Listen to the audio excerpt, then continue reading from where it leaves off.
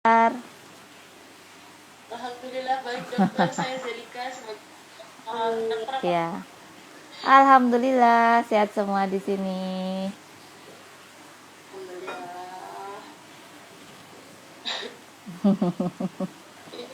Ya, kita mulai ya. Barakallahu fiik.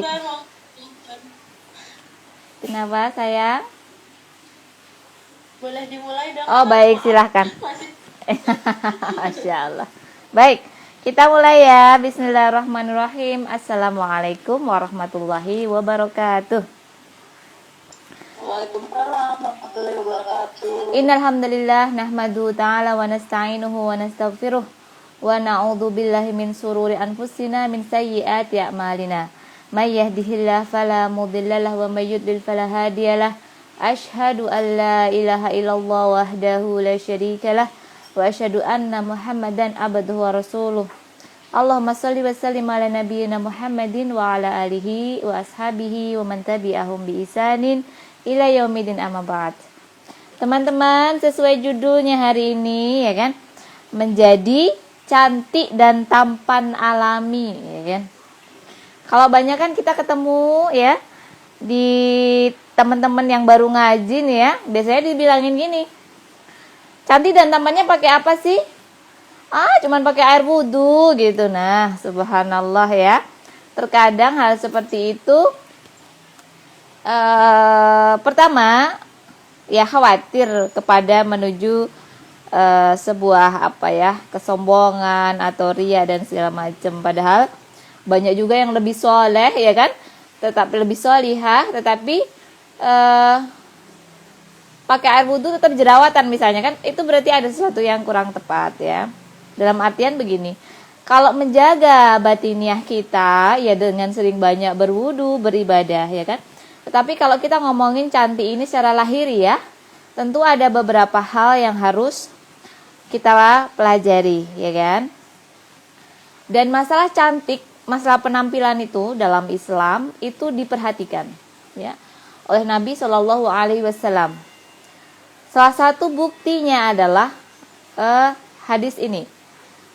Kalau di Rasulullah Shallallahu Alaihi Wasallam Rasulullah itu ditanya, dikatakan kepada Rasulullah, ya Rasulullah ditanya, dijawab oleh Rasulullah, pertanyaannya begini, ayu nisa'i khair ya Rasulullah, siapakah wanita yang paling baik, ya kan?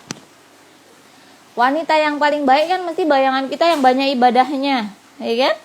Banyak sholatnya, banyak puasanya, zakatnya dan segala macam. Tetapi yang pertama yang disampaikan oleh Nabi Shallallahu Alaihi Wasallam itu yang pertama yang disebut adalah ini, tasurruhu idzan nadhara, yaitu yang menyenangkan apabila dipandang suaminya. Jadi di sini ya, menyenangkan dipandang suaminya ini penjelasannya memang banyak ya. Tetapi tentunya ini juga ada makna lahiriahnya ya. Ya kan, makna lahiriah, tidak hanya batiniahnya aja.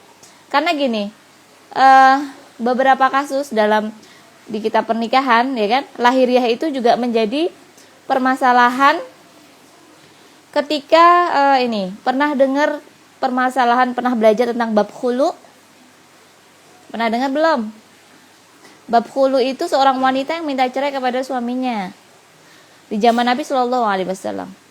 Itu bukan disebabkan akhlak, tetapi disebabkan salah satunya adalah penampilan, ya kan? Wajah Mughith, ya kan? Sahabat yang bernama siapa?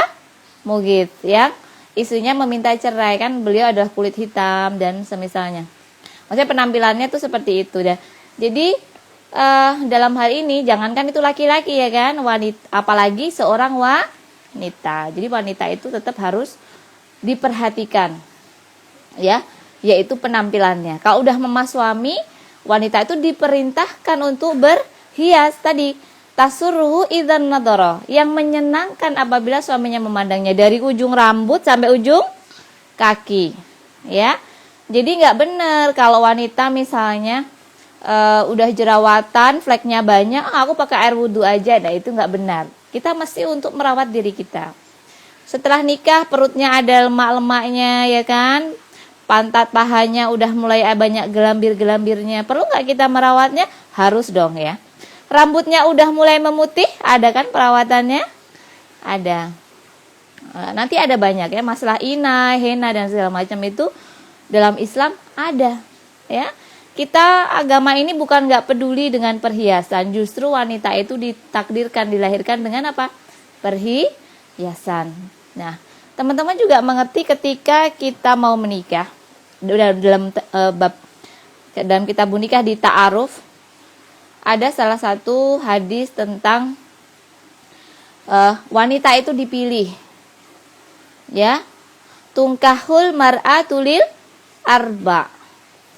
Wanita itu dinikah karena apa? 4 perkara. Yang disebut pertama apa? Apakah agamanya? Apakah asal usulnya? Bibit bebet bobotnya? Tidak kan? Apa yang pertama? Tungkahul mar'atu lil arba, yang pertama li jamaliha. Iya kan? Wanita dinikah karena 4 perkara. Kenapa? Yang pertama, karena apa? Kecantikannya. Jadi boleh nggak nikah wanita karena kecantikannya? Boleh. Yang penting fatfar bidadiddin taribat yadak. Yang penting adalah dia memiliki agama, ya kan? Begitu. Jadi wanita dilihat karena cakepnya. Ya, dan di sini teman-teman perlu saya sampaikan pentingnya ya untuk merawat kecantikan dalam agama kita ini, wanita dilihat itu cakepnya dulu juga boleh. Bahkan Imam Ahmad menyampaikan dalam hadis ini menjelaskan, ya wanita itu memang ya kita kan harus lihat wajahnya dulu. Milih wajahnya dulu baru nanti dilihat agamanya, jangan sebaliknya. Kita milih agamanya dulu, setelah lihat wajahnya ternyata jelek. Nanti kita akan menduga jelek orang-orang kalau kita lelaki meninggalkan wanita itu dikira agamanya jelek. Lah itu kan sebuah fitnah untuk wanita itu. Kasihan apa tidak? Ya kan, kasihan. Maka oleh karena itu kita para pria pun diperintahkan untuk melihat dulu wanitanya seperti apa. Jadi boleh memilih wanita dengan kecantikannya. Jadi di sini kecantikan itu juga urgent ya untuk kita para wanita. Menjaganya itu adalah kebaikan, apalagi setelah menikah, ya kan? Karena wanita yang paling baik tasurruhu idzan nadhara, yang menyenangkan apabila suami memandangnya. Paham di sini? Nah, sedikit menegaskan lagi, ketika sahabat mau menikahi seorang wanita, Nabi bertanya, "Sudahkah kamu melihatnya?" Kata sahabat, "Belum." Ya, kata sahabat belum. Nabi mengatakan, "Undur ilaiha." Lihatlah dia. Disuruh melihat wajahnya, penampakan lahiriahnya. Tujuannya apa? Karena kalau kita udah senang dengan wajahnya itu lebih menguatkan nanti, menguatkan hati, menguatkan cinta. Paham di sini ya? Pentingnya ini dalam agama kita itu juga ya ada kepentingannya. Berbeda dengan para pria ya. Kalau wanita diperintahkan berhias di depan suaminya agar menyenangkan kapan aja, ya kan? Setiap saat, setiap waktu suami memandang itu menyenangkan. Adapun lelaki kita dibatasin, ya. Mereka dibatasin untuk tidak sering-sering bersisir. Ayo, ada aturannya loh, bersisir untuk laki-laki. Kalau perempuan mah bersisir terus. Perempuan berkaca terus nggak teman-teman? Coba ini di kamar semua kan. Ayo, siapa yang nggak punya kaca? Nggak mungkin, ya kan? Tahu nggak kenapa kaca disebut mir'ah? Hah? Enggak tahu.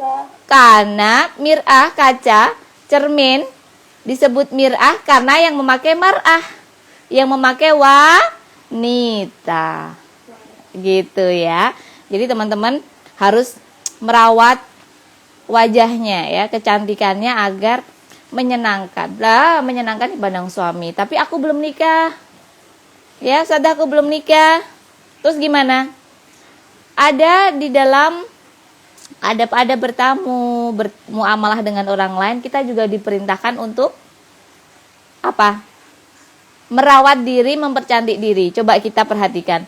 Teman-teman seneng nggak lihat artis yang cakep gitu di Instagram? Seneng nggak?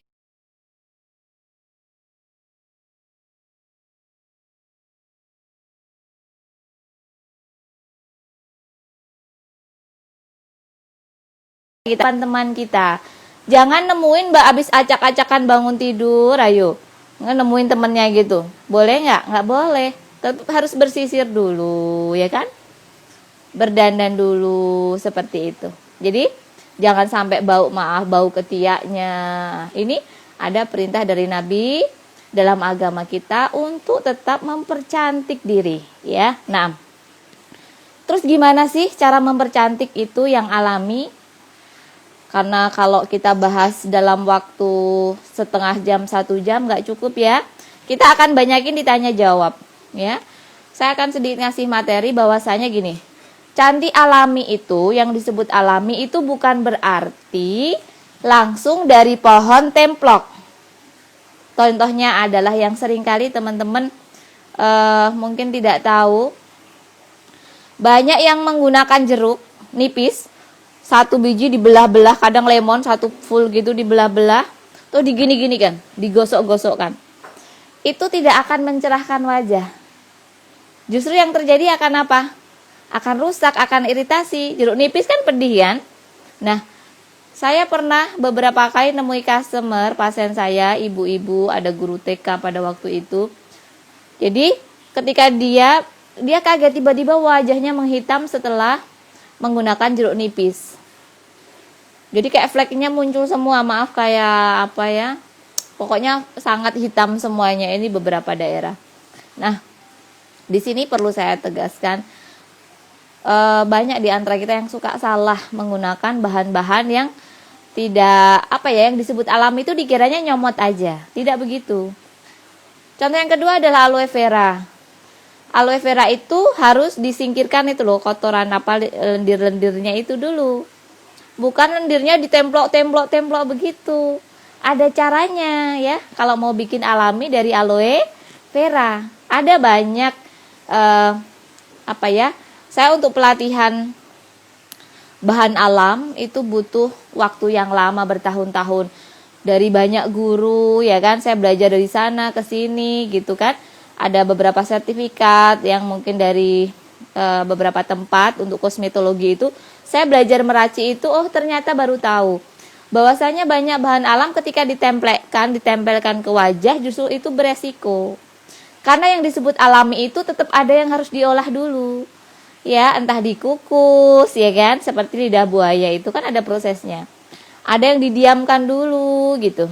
Ya, sama juga makanan kan ada kan yang tidak boleh langsung contohnya tanaman sente, tahu sente, lompong, apa ya bahasa lainnya? Tahu nggak? Ada yang tahu nggak sente atau lompong? Ya tanaman itu yang ketika kita masak ya, itu kan tidak langsung kalau masih ada getahnya, didiamkan dulu gitu. Paham ya? Bahwasanya yang disebut alami itu tidak langsung serta-merta asal dalam menggunakannya. Nah, bahan alami yang misalnya bisa kita pakai apa saja sih? Ada banyak sebenarnya dan kita nggak bisa juga ngebahas satu-satu ya, nanti di pertanyaan saja. Dan penggunaannya pun harus sedikit, tidak boleh banyak dan tidak boleh sering, juga tidak boleh digosok-gosok.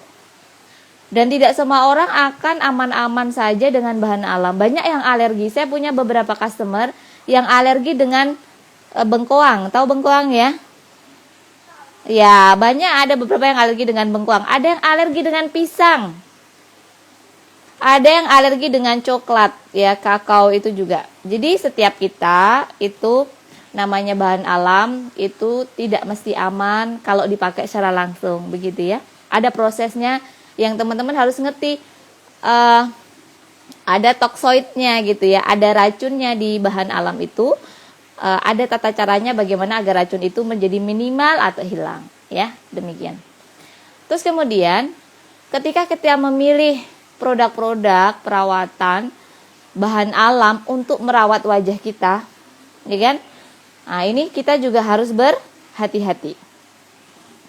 Apa yang harus kita lakukan? Yang pertama, kalau di Indonesia, perhatikan, yang utama harus BPOM, ya. Yang utama harus BPOM. Kenapa kok harus BPOM? Iya, karena di kita ini pengawasan untuk agar bahan itu teruji, ya kan, aman tidaknya itu harus melewati BPOM. Ya. Dan ini harus ya. Lah langsung bagaimana dengan produk-produk dokter, ya? Produk-produk dokter apakah kita boleh menggunakan? Tentunya harus dengan konsultasi dokternya. Dan namanya produk dokter kan tidak boleh dipakai sepanjang waktu. Ya kan? Misalnya obat mencerahkan dipakainya terus-menerus pakai obat dokter, ya enggak. Ya, seperti itu. Jadi teman-teman harus ngerti, ini kan racikan dokter. Iya, racikan dokter tuh harus jelas dokternya siapa, tempatnya di mana, ada evaluasinya, berapa lama, tidak boleh sepanjang hayat. Tapi kalau produk BPOM, boleh nggak kita pakai terus-menerus? Boleh ya, gitu. Paham, mengerti di sini? Nah, itu yang pertama. Yang kedua, teman-teman, yang perlu diketahui, kalau produk itu di luar negeri, terutama dari daerah yang dia negara-negara yang apa ya bahasanya, babi itu adalah makanan keseharian. Saya nggak perlu sebut daerah ya, sebut nggak nih? Ada mungkin produk-produk Korea, Hong Kong, ya kan? Ayo, yang suka pakai produk dari sana. Coba perhatikan, halal nggak yang kau gunakan? Ya kan? Sebenarnya bukan halal sih, kalau produk itu kan bukan halal, najis apa enggak, ada babinya apa enggak gitu kan? Pakai minyak babi, oh nggak pakai minyak babi, lah pakai bahan yang babi dari yang lain. Mungkin kuasnya, ayo, pakai bulu babi dan segala macam. Jadi perhatikan betul. Sekarang lagi tren banget pakai produk dari luar, ternyata ya bahan bakunya ya namanya dari negara yang dia maaf ya mengandung negara yang memang bebas banget ya makan babi, ya seneng banget dengan babi. Dan apalagi kalau makan aja bebas, tentunya dalam kosmetika lebih bebas lagi ya. Ini teman-teman harus lebih kontrol lagi ya ketika membeli produk-produk dari luar. Banyak banget yang menggunakan ini dan nggak ngecek. Sudah produknya jelas nggak ada MUI-nya, tetap aja rutin dibeli uhti-uhti. Lagi kajian masuk masjid ya. Kemudian sholat, saya lihat bedaknya, lihat lipstiknya, lihat apanya, oh produk dari sana. Ini lagi beredar, lagi tren banget dan memang booming ya, memang banyak banget saya lihat followernya. Kok nggak hati-hati sih? Nah, coba perhatikan kehalalan apa yang engkau pakai masuk di dalam tubuhmu. Ya kan? Jangan sampai ketika kita berdoa Allah belum kabulkan. Ya Allah belum kabulkan, dengan sebab apa kok belum dikabulkan? Oh, bagaimanakah? Di dalam hadis arba'in, gimana yang sudah hafal hadis arba'in? Ya, bagaimanakah? Ya kan Allah akan mengijabahi doanya. Ketiga, makanannya haram. Ya kan? Bajunya haram. Dia dibesarkan dengan yang diharamkan, maka bagaimanakah Allah akan mengabulkan doanya? Jadi ini sebagai bahan pertimbangan ya, BOM, kemudian MUI. Kemudian yang ketiga, teman-teman, kalau menggunakan produk-produk misalnya masuk ke klinik kecantikan, ini kan tentunya teman-teman nggak bisa meminta serumnya tahu ya. Misalnya serumnya dok yang digunakan di klinik itu apa, halal atau enggak. Nah, saya kira teman-teman juga perlu berhati-hati. Contohnya adalah yang biasanya mengandung babi adalah kolagen. Dan biasanya kolagen ini bersama dengan vitamin C. Siapa yang menggunakan serum vitamin C? Maka perhatikan di serum vitamin C-mu itu ada kolagen nggak? Biasanya ada kolagennya. Nah, kolagen ini sebagiannya mereka mengandung babi. Ya, gitu. Maksudnya kolagen itu kolagen babi gitu, maaf salah bicara ya. Kemudian gliserin ya, itu juga sebagiannya gliserinnya kadang dari hewani. Nah, jarang hewani menggunakan apa ya? Ya ada sih gliserin ikan misalnya, tapi kan tidak sebegitu melembutkan sebagaimana gliserin babi. Nah, ini teman-teman juga harus memperhatikannya, ya. Kemudian ada beberapa cara-cara yang itu diharamkan, yaitu merubah, ya kan? Merubah ciptaan Allah. Ya, saya banyak bukan dimusuhi ya, mungkin banyak yang nggak suka gitu ya. Ketika saya sebagai dokter dengan dokter kecantikan kok tidak melakukan ngerubah hidung, ya, ngerubah bibir, ngerubah pipi, ya kan? Ngerubah mata.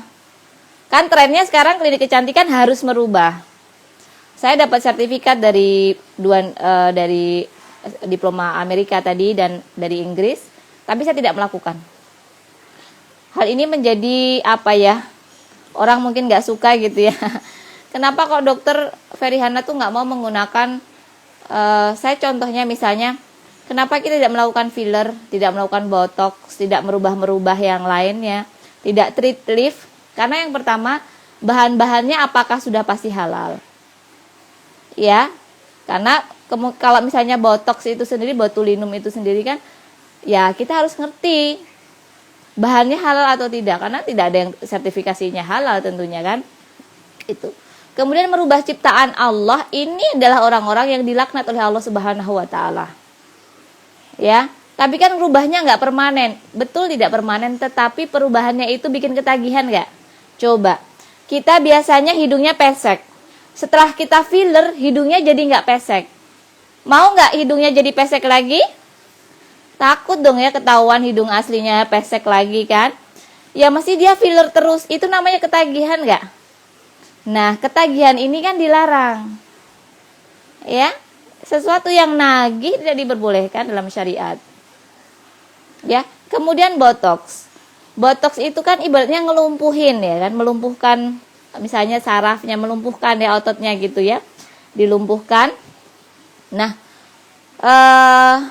saya nggak menggunakan bahasa awam ya biar gampang melumpuhkan gitu ya. Kadang otot sama saraf itu kan teman-teman ya melumpuhkan bagian tertentu lah gitu ya. Biar nggak ada keriput dilumpuhin, biar hidungnya itu nggak kelihatan lubangnya gitu. Saya nggak pakai cadar jadi nggak kelihatan ya, biar hidungnya nggak jengat. Itu apa jengat, bahasa what the meaning of jengat? Hidungnya gitu, kelihatan hidungnya begitu. Nah ini kalau dengan botox hidungnya itu bisa kayak lemes terus jadi nggak kelihatan lubangnya. Kadang kalau kita hidungnya pesek kan lupa. Dia pakai aplikasi ini ya, pakai aplikasi zoomnya zoom biasa ya. Sebentar ya yang di Instagram.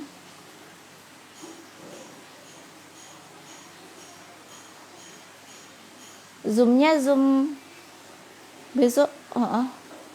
Yang di Instagram mohon maaf ya, tunggu sebentar. Nggak usah, nggak apa-apa, biar dilanjut aja.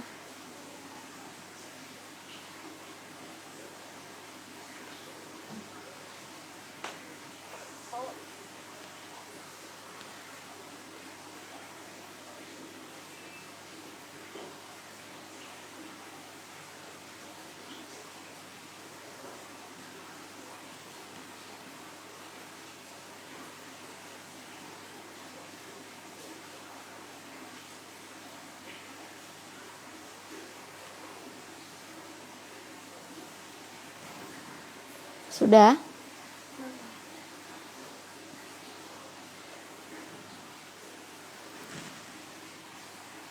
Besok dipastikan itunya aja ya. Dipastikan zoomnya pakai apa.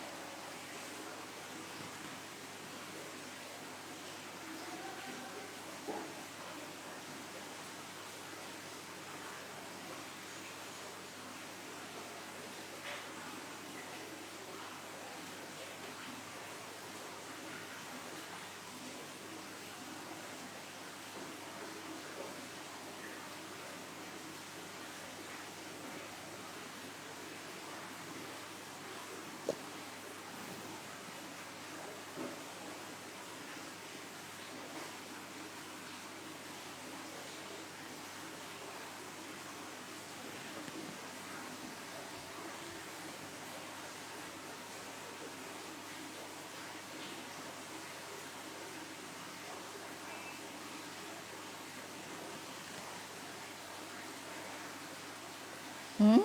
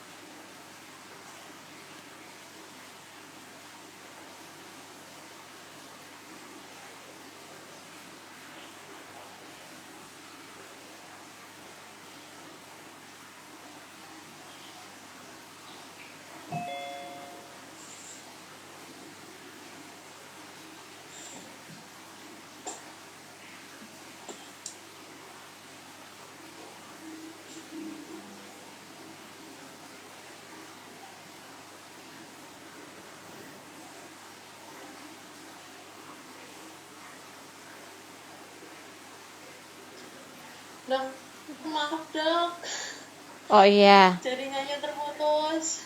Mm-mm. Pakai ini ya, pakai yang tidak berbayar ya.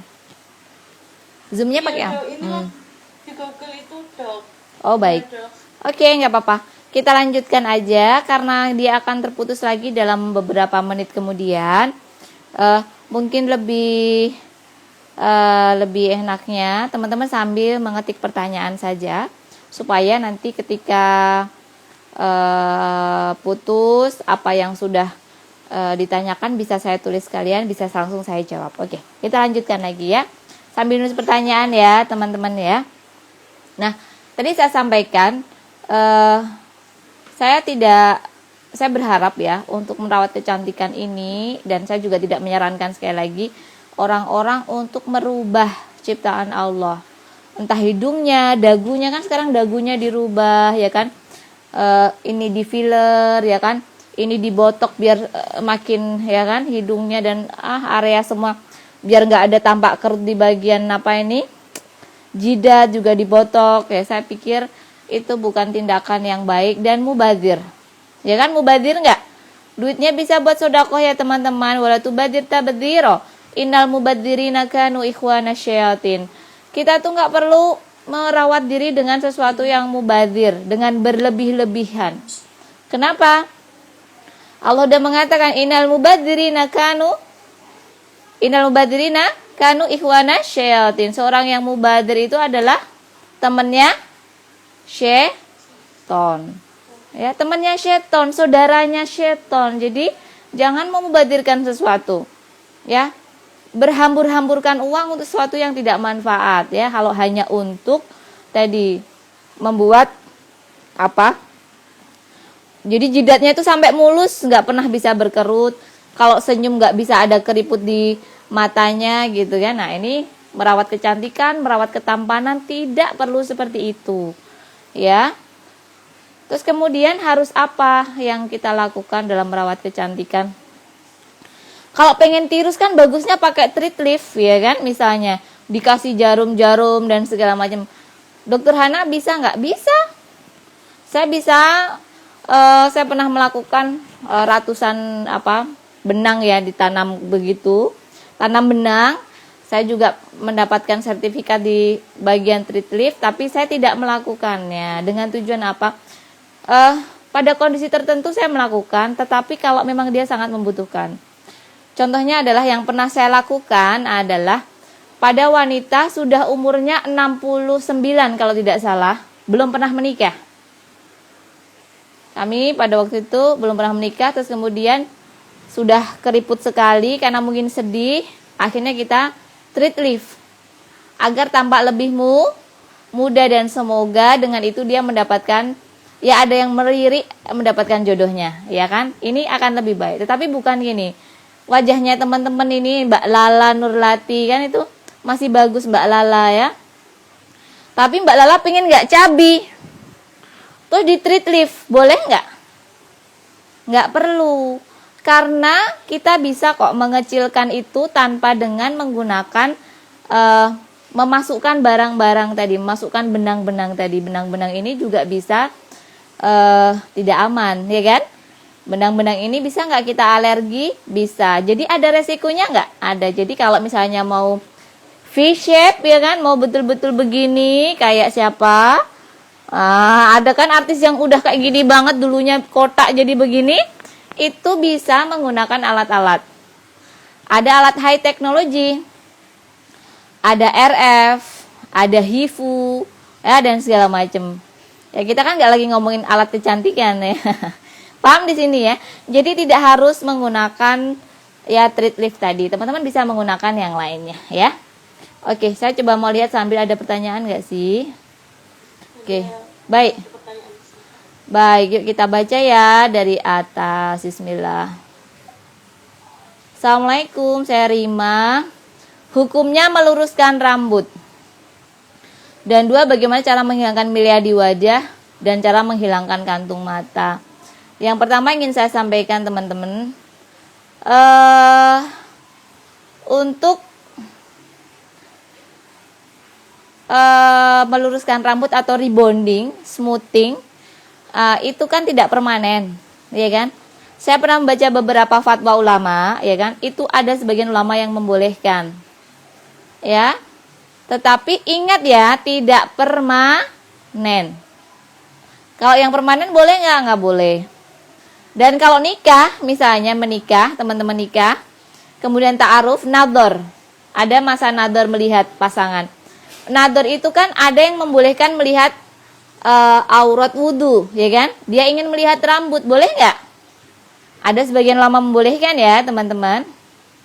Ada yang wajah dan telapak tangan, tapi ada sebagian ulama yang membolehkan aurat wudu. Nah, kalau ingin lihat rambutnya, teman-teman nggak boleh rebonding saat lagi ta'aruf. Rambutnya keriting gitu ya, kayak apa gitu misalnya, kan ada yang keritingnya gitu-gitu. Kayak orang Arab itu kan keritingnya melebar.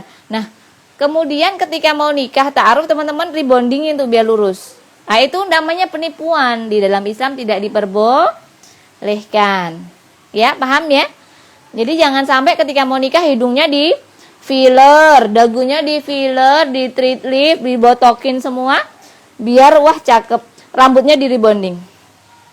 Pas nggak punya duit, nggak bisa filler, nggak bisa treat lift, nggak bisa botok, nggak bisa rebonding. Nah, sudahlah wajah aslinya keluar.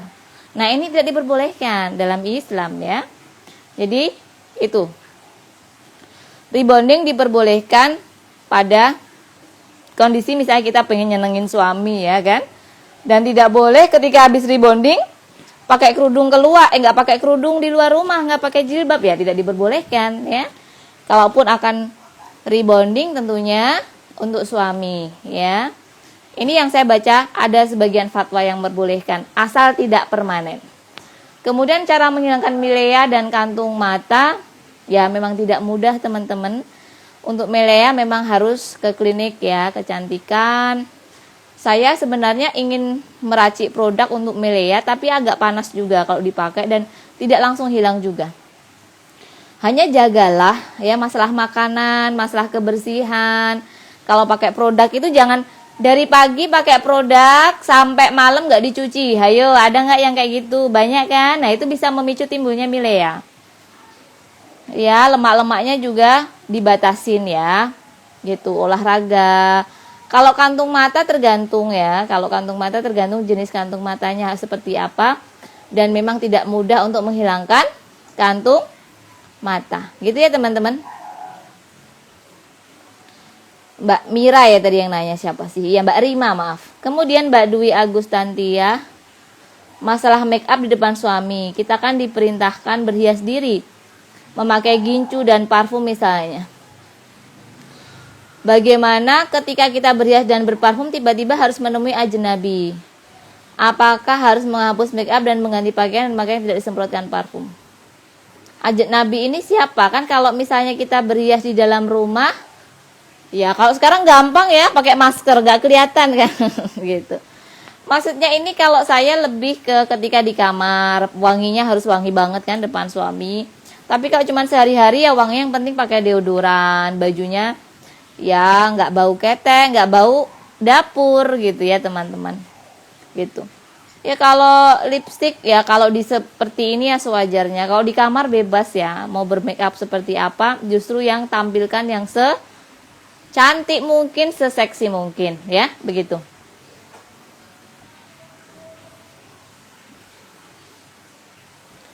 Nah, ini ada pertanyaan dari Mbak Rina tentang wanita berhijab dan bau badan. Nah, ini gimana? Apakah boleh menggunakan deodoran agar tidak bau? Nah, begini. Apakah dengan jeruk nipis digosokkan di ketiak bisa menghilangkan bau? Aduh, nah kalau jeruk nipis jangan dilakukan ya. Ya, jeruk nipis jangan digosok-gosok ke ketiak ya. Nanti malah iritasi ketiaknya. Baik. Saya akan jawab masalah wangi. Ini pernah ditanyakan juga, saya sering mengisi kajian lingkar pengajian Beijing.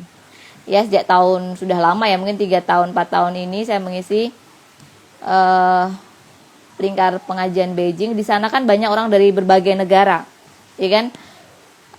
Itu ada beberapa pertanyaan ketika orang-orang yang berkerudung besar di negara sana, di Beijing sana kan orang Islamnya itu sedikit ya.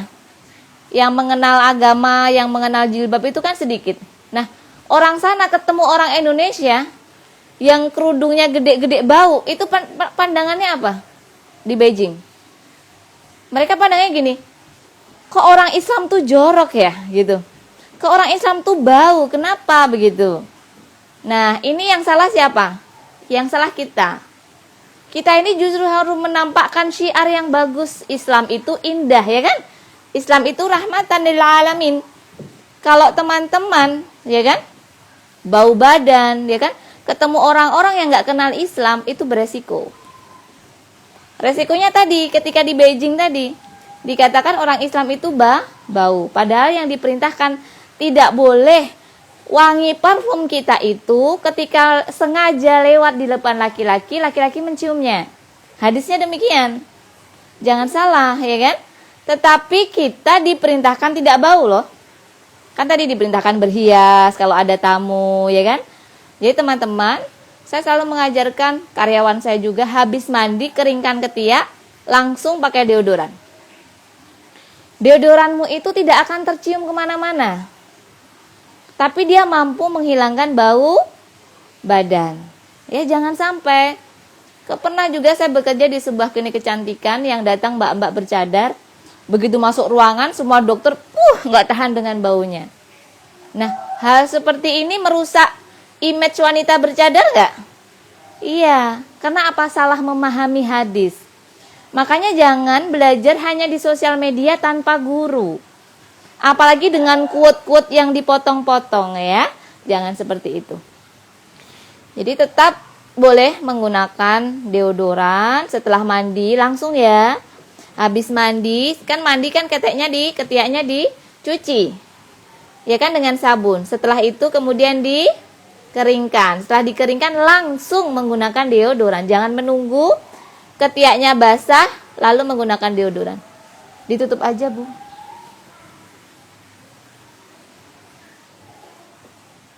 Mohon maaf ya, sebentar. Kemudian lanjut dari Mbak Asyari Laila. Dari remaja sampai sekarang saya tidak pernah memakai krim atau bedak padat, cuman pakai bedak bayi My Baby ya, tapi sekarang sudah kelihatan flek-flek di mata, di bawah mata karena usia. Jadi Bu Dokter, krim apa yang cocok dan tidak ada efek sampingnya? Nah, kalau itu nanti bisa konsultasi ke tim saya ya di Dokter Nana Kosmetik. Sebenarnya untuk flek itu akan muncul dengan bertambahnya usia, dengan efek sinar matahari, paparan sinar matahari, dan ada dannya. Anak muda yang senang menggunakan krim pemutih. Nah, itu coba besok tuanya, fleknya banyak. Kenapa? Pakai krim pemutihnya kebanyakan krim pemutih dengan merkuri. Nah, ini beresiko ya, teman-teman, begitu. Ya, usahakan untuk berhati-hati menggunakan whitening, terutama dari tadi yang saya sampaikan dari produk-produk dari mereka yang daerahnya menggunakan produk bahan babi itu biasa Korea, Hong Kong, ya kan? Ini hati-hati banget yang dari sana. Bukan saya mengatakan di sana tuh nggak ada muslim, bukan. Bukan saya mengatakan produk dari sana itu pasti haram, tidak. Tetapi ingat, produk kecantikan itu paling bagus yang menggunakan pasti bahan bakunya ada barang dari babi, ya, begitu. Boleh tidak akhwat Ivan pakai behel? Yang saya dapati dari fatwa para ulama diperbolehkan. Ingat, behel ini kan gigi kita. Jadi yang tidak boleh itu adalah merubah ciptaan Allah. Ya, merubah ciptaan Allah. Adapun behel ini bukan merubah, tetapi gini. Gigi teman-teman kan rusak. Abnormal, ya enggak? Maju mundur, ya kan? Ada yang naik turun, berdesak-desakan. Ini bukan normal loh, ini abnormal. Abnormal itu boleh disembuhkan. Terus merubah itu gimana sih? Udah cakep, dirubah jadi lebih cakep lagi dengan benar-benar ngerubah. Gigi dipotong, nggak boleh. Ngerti? Gigi dikikir, nggak boleh. Tapi kalau mengawat gigi, itu secara kesehatan diperbolehkan. Karena apa? Merapikan supaya apa? Giginya itu nggak gampang rusak. Ya, diizinkan, insya Allah ada fatwa dari para ulama. Kemudian selanjutnya, cara menghilangkan lipatan perut gimana ya? Ayo, Mbak Rizda dan siapapun aja, saya juga untuk perut, berarti makannya dikontrol. Ya, makan apa? Teman-teman tuh saya sudah sering mengurusi anak-anak wanita gitu ya. Mereka saya nggak makan nasi dokter, iya nggak makan nasi, tapi ngemilnya banyak itu loh. Habis ngemil duduk terus tidur, yaitu yang bikin lipatan perutnya. Insya Allah kalau nanti sering berpuasa, kemudian makan nasinya dibatasin, lemaknya dibatasin, kecil sendiri kok. Dan itu banyak buktinya. Behel tadi sudah saya jawab. Kemudian bahan alami yang bisa memutihkan daerah lipatan seperti ketiak. Walau alam, kalau yang maksudnya bahan alami yang langsung ditempel, saya tidak mendapatkan itu karena beresiko, hati-hati itu banyak pori-porinya daerah ketiak. Tapi saya tidak menawarkan produk, saya hanya membuat satu produk dibikin namanya armpit cream. Itu ada beberapa. Kalau teman-teman bisa bikin, yang bisanya di sini ada yang pernah pelatihan skincare bisa, ada galactomisis, ya. Ada apa namanya centella asiaticanya juga, terus ada kojic acid, ada niacinamide. Nah, itu kan nggak bisa kita ngeracik sedikit-sedikit.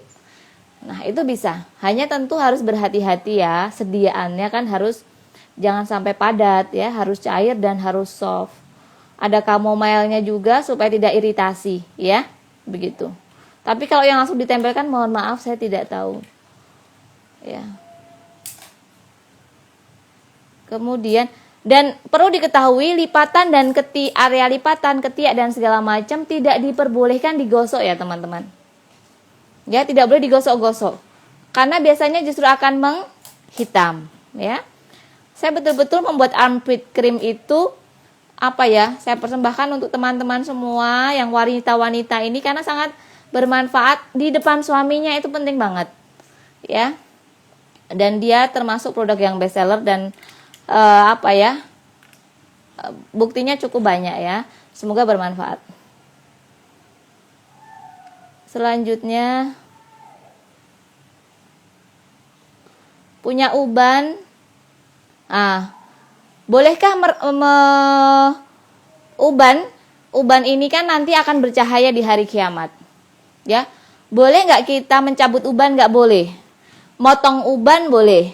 Yang nggak boleh mencabut. Motong boleh nggak? Boleh. Jadi kalau udah panjang potong, grek. Panjang kan? Potong. Gitu, paham? Itu yang pertama. Yang kedua, ingat tidak boleh dicabut tapi boleh dipotong. Yang kedua adalah dengan cara menyemirnya. Nabi Shallallahu Alaihi Wasallam memerintahkan para sahabat untuk mewarnai rambutnya yang beruban. Tetapi dilarang, bahkan diperintahkan selisihilah warna hitam. Diperintahkan menyelisihi warna hitam, maksudnya adalah ya kalimatnya kan menyelisihi. Ini tidak boleh warna hitam. Ya, kalau teman-teman di Saudi ada yang pakai warna merah, ya, warna kuning, warna apa lagi? Warna coklat diperbolehkan. Boleh ya sayang dengan warna uban, justru depan suami harus sering ya merawat diri. Barakallahu fikum. Bagaimana cara mengaplikasikan sunscreen? Apakah 4 jam sekali? Betul. Kalau hanya sunscreen boleh di touch up, ya kan? Maksudnya boleh ada 2. Yang pertama boleh dibersihkan pakai atau langsung ditambahin lagi juga boleh kalau hanya sunscreen. Tetapi ingat teman-teman, jangan menggunakan dari pagi sampai malam gak dicuci. Nanti akan timbul bentol-bentol, beruntusan dan segala macam. Ayo siapa yang sering beruntusan? Nah itu biasanya kadangkala karena faktor ini ya. Lebih gampang kusam kalau dari pagi sampai sore dipakai. Mbak, apakah perempuan berkumis tipis boleh mencukur kumisnya enggak gitu? Saya juga berkumis Ibu, Mbak Insaniati, enggak apa-apa, makin seksi ya kalau berkumis itu, makin cantik insya Allah. Nah gimana caranya? Diemin aja. Nanti fotoin ke Instagram saya ya kumisnya seperti apa. Insya Allah saya bantu ya. Tetapi jangan dicukur, nanti tambah lebat ya. Tambah lebat. Ada waxing yang bisa dilakukan. Kalau di sini nanti tak waxing ya. Waxing kumis gitu. Ada waxing yang tidak sakit di area kumis, boleh ya. Tapi hati-hati ya, jangan waxing sendiri nanti luka. Apakah garukan bekas haid itu benar-benar tidak bisa dihilangkan? Anas sudah coba pakai bubuk serbuk kopi tetap saja tidak hilang. Garukan bekas haid, maksudnya bagaimana? Ada yang paham atau mungkin Mbak Lisda mengulang lagi?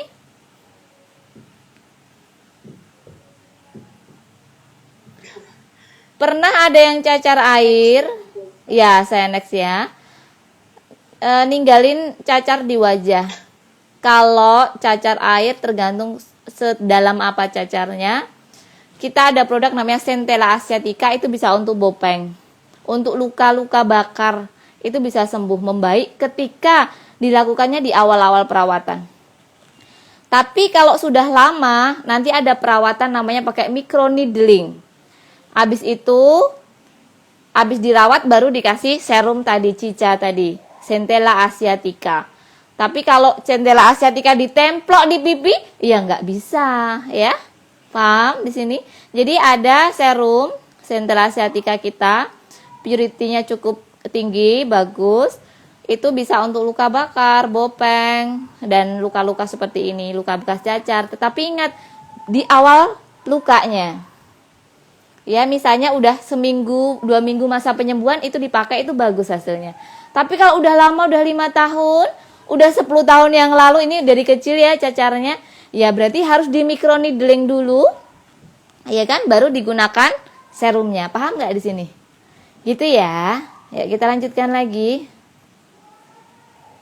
Cara mengatasi kulit wajah yang kering sensitif. 1, tidak boleh sering menggunakan sabun.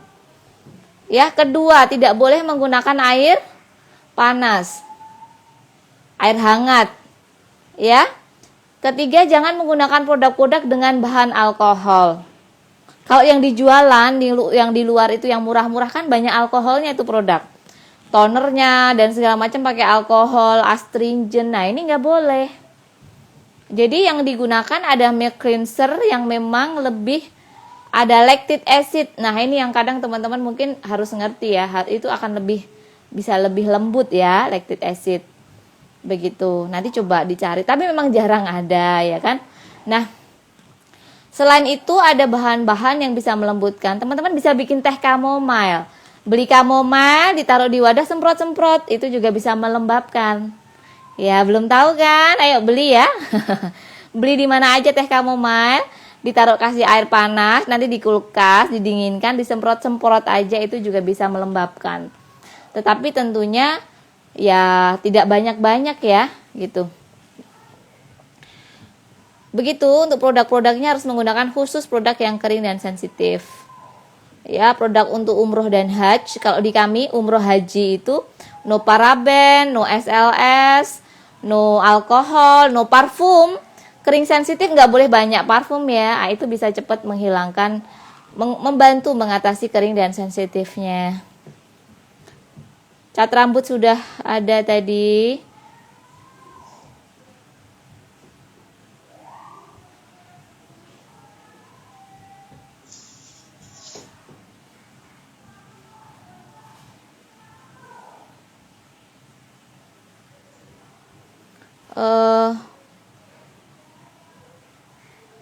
Misalnya ada dua produk yang sama, ada yang menggunakan logo halal, ada yang tidak menggunakan logo halal.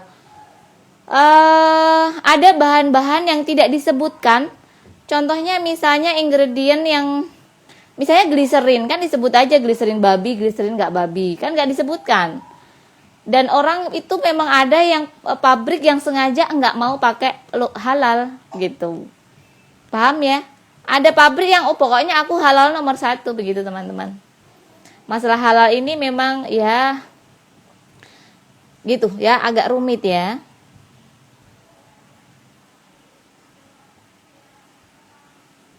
Kalau teman-teman menggunakan lip balm kan tidak ada masalah. Jadi ini ada yang bertanya bagaimana menggunakan lip balm, dia bekerja di warung bakso. Lip balm itu kan hanya melembabkan bibir. Asal teman-teman nggak pakai lip balm, bibirnya digerak-gerakin, dimonyong-monyongin, upload selfie, diupload di Instagram. Nah, ini jelas nggak boleh. Ya, tetapi kalau teman-teman pakai lip balm, ya kan, tujuannya emang untuk melembabkan boleh. Ya kan? Tergantung ya. Kan innamal a'malu binniyat wa innamal likulli imri'in ma nawa, ya kan? Segala sesuatu tergantung niatnya dan Allah akan membalas sesuai niat kita.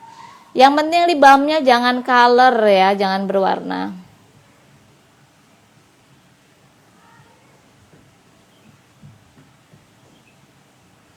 Jangan takut sama lelaki ya bunda. Lelaki itu kalau sekarang belum dapat jodoh, berdoa, bertakwa, bertawakal kepada Allah. Jangan takut laki-laki. Minta sama Allah diberikan laki yang soleh. Mintanya sama Allah, jangan pakai nafsu kita, ya. Thayyib. Lanjutnya. Dokter, waktunya tinggal 5 menit. Oke, baik. Ini sudah ada jawabannya. Cukup ya. Insya Allah kita lanjutkan yang inbox Instagram, cuman jawabnya enggak ini. Lebih baik pakai pembalut atau pakai kain? Pembalut kain atau pembalut yang beredar sama aja, tergantung keuangan kita, teman-teman. Tapi jangan pembalut yang kain yang dijahit-jahit itu. Kita kain sendiri aja, kain lembaran lipet-lipet boleh. Tapi kalau pembalut yang dijahit-jahit itu beresiko. Resikonya apa? Itu kan kain ditumbuk-tumbuk ya kan, baru dijahit. Kemudian kita cuci, dalamnya masih kadang ada darah di dalamnya. Karena kalau ditumbuk-tumbuk itu kadang darah belum tentu bersih. Kan ditaruh di air, diperes masih ada merahnya, diperes masih ada merahnya ya. Begitu ya teman-teman. Pembalutnya tolong gunakan pembalut yang boleh menggunakan aman insya Allah, yang pembalut biasa. Jangan takut dengan berita-berita di luaran. Kalau takut gunakan pembalut pun jangan yang jahitan. Pembalut kain kita aja. Pakai handuk atau kain yang kita lembar-lembaran itu, insya Allah itu lebih aman. Gitu ya sayang ya. Sudah tinggal 5 menit katanya nih. Mungkin itu saja. Oh, satu lagi, bagaimana menjaga kebersihan Miss V. Nah, penting kan Miss V? Nah, teman-teman, kalau bercebok itu jangan depan belakang. Tapi kalau bersihin belakang ya belakang aja. Depan-depan aja, jangan depan belakang itu berisiko bakteri anus masuk ke vagina. Yang kedua, jangan menggunakan sabun, sering-sering menggunakan sabun. Ya. Kalau kapan sih kita boleh menggunakan sabun atau menggunakan wewangian itu ketika habis haidah. Ya kan, ketika haidah menggunakan apa? Bidara, ditumbuk airnya itu buat cuci. Itu lebih aman ya, teman-teman. Jangan juga sering menggunakan douche atau yang dimasukkan kalau yang sudah nikah kemudian pakai sirih. Sirih itu kan antibakteri. Nanti kalau terlalu sering menggunakan sirih nanti jamurnya yang berkembang. Ya. Jadi intinya untuk area itu tidak perlu banyak sabun, tidak perlu banyak perawatan. Jangan menggunakan sesuatu yang dimasukkan ke vagina, yang dijual di pasaran yang ngakunya herbal. Nggak boleh ya. Bahkan ada ulama yang melarang loh menggunakan sabun yang dimasukkan di vagina itu. Ya, yang dijual bebas ada kan sabun-sabun itu. Teman-teman berhati-hati untuk itu ya. Mungkin itu saja, ada 26 pertanyaan, bisa di screenshot sama panitia, nanti bisa saya bantu jawab lewat WhatsApp. Gitu ya, di screenshot panitia pertanyaannya. Yang saya baca ya, siapa tadi, ada berapa orang? Nanti saya pilih ya yang saya kasih hadiah insyaallah taala. Pamit dulu teman-teman. Iya sayang. Satu pertanyaan untuk peserta biar dapat door prize gitu, dokter. Oh, biar dapat door prize. Oh ya, baik. Tiket satu pertanyaan. Iya. Pertanyaan yang udah dijelaskan atau belum? Nggak apa-apa ya, belum ya? Iya, nggak apa-apa, dok. Ya, baik. Ada satu pertanyaan, nanti kan mau jadi ibu semua ya. Udah siap jadi ibu? Kalau nanti nggak boleh buka Google ya. Yang paling jawab paling cepet nanti yang dapat hadiah tuh. Apa arti, ini penting banget, Sidratul Muntaha? Yuk, 1, 2, 3 yang paling cepet. Ketik, nggak boleh lihat Google. Cepet. Ayo di chat. Jawaban di Google nanti beda loh, agak berbeda dengan yang ininya. Ayo. Ada yang jawab, dok. Oke, Toyib, kita lihat ya sayang. Naik ke langit 7. Sidratul Muntaha belum. Ada yang hampir bener.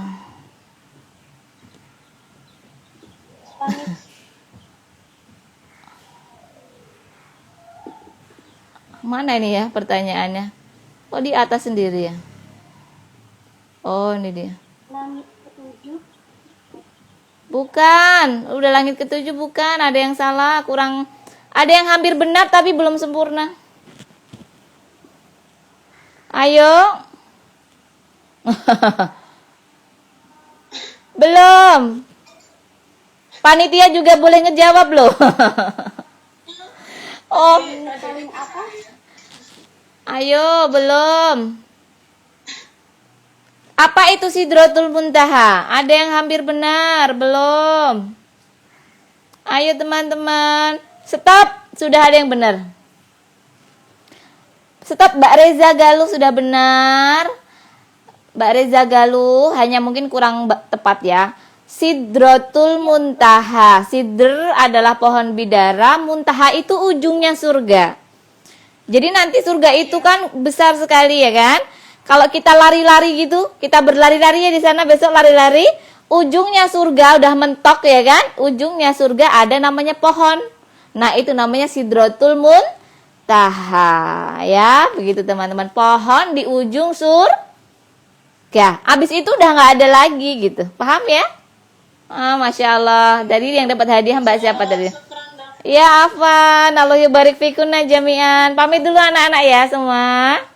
Jazakumullah khair. Assalamualaikum warahmatullahi wabarakatuh. Subhanakallahumma bihamdik asyhadu alla ilaha illa anta astaghfiruka wa atubu ilaik.